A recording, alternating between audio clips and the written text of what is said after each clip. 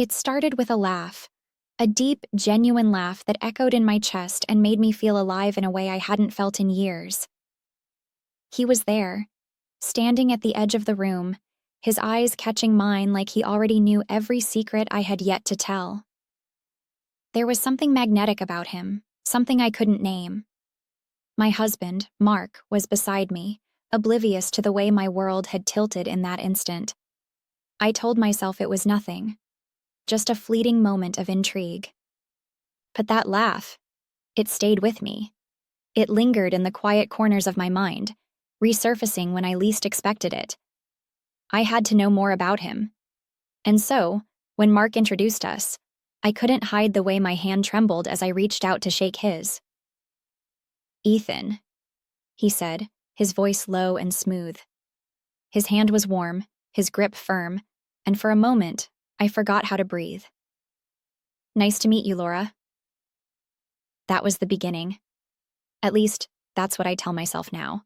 Maybe it started long before that, in the quiet loneliness of a marriage that had grown comfortable, predictable. Or maybe it started the moment I realized I wanted more. But whatever the case, Ethan became the center of a storm I couldn't escape. We saw him often after that. He was Mark's childhood friend, newly back in town after years of traveling for work. At first, it was innocent. Dinners, casual get-togethers. But every time he walked into a room, I felt it. That pull, that undeniable connection that terrified me as much as it thrilled me.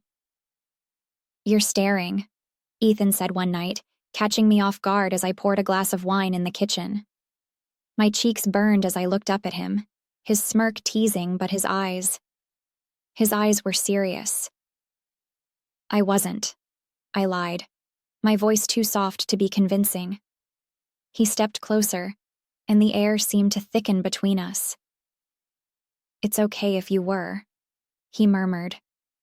His hand brushed against mine as he reached for the wine bottle, and I felt a spark that left me breathless. "I've been staring too." That was the first crack in the facade. The first admission that what was happening between us wasn't just in my head. But it wasn't enough to stop me. If anything, it made me want him more. For weeks, we danced around it. Subtle touches, lingering glances. Every interaction felt charged, electric. And yet, I told myself it would go no further. I loved Mark. I loved the life we'd built together. But love isn't always enough, is it? The night it all changed, I was alone. Mark was out of town for work, and Ethan showed up unannounced. He claimed he was in the neighborhood, but the way he looked at me told a different story. "I shouldn't have come," he said, standing in my doorway. But he didn't leave. Instead, he stepped inside, closing the door behind him. "Tell me to go, Laura. Say the word, and I'll leave." I should have. I wanted to. But instead, I took a step closer. "Stay," I whispered. It was like crossing a line I couldn't uncross. His hands were on me in an instant, his lips capturing mine in a kiss that stole every coherent thought from my mind. It was fire and desperation, need and guilt, all tangled together in a way that left me reeling. "This is wrong," I gasped as he pulled away, his forehead resting against mine. But even as I said it, my hands clung to him, unwilling to let go. "Then tell me to stop," he said, his voice rough with emotion. But I couldn't. I didn't. And in that moment, nothing else mattered. For months, we lived in a secret world of our own making. Every stolen moment, every whispered confession, felt like a lifeline. But the closer we grew, the more complicated it became.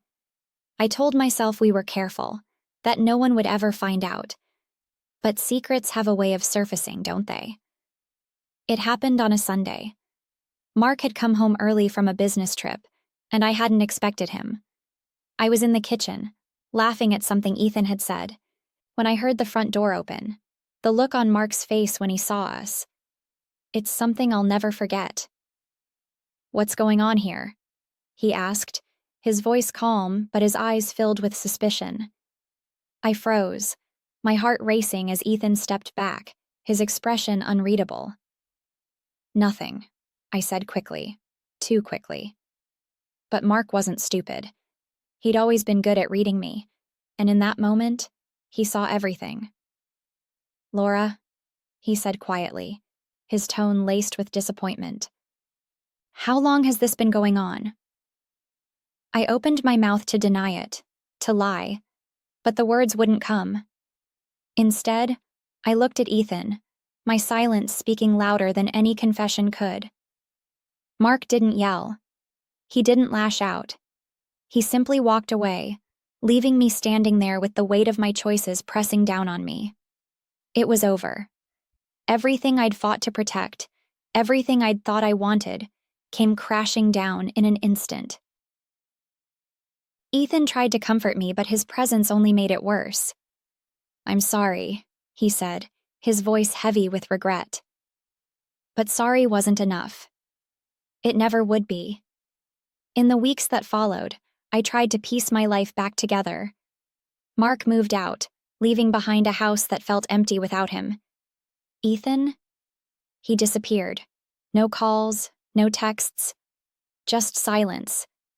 And in that silence, I was forced to confront the truth. I'd loved him. I'd risked everything for him. But in the end, he wasn't there when it mattered most. Now, I sit here alone, the echoes of what could have been haunting me. I've learned to live with the choices I've made, the mistakes that have shaped me. But sometimes, late at night, I think about that laugh, and I wonder if it was all worth it. The answer? I'm not sure I'll ever know.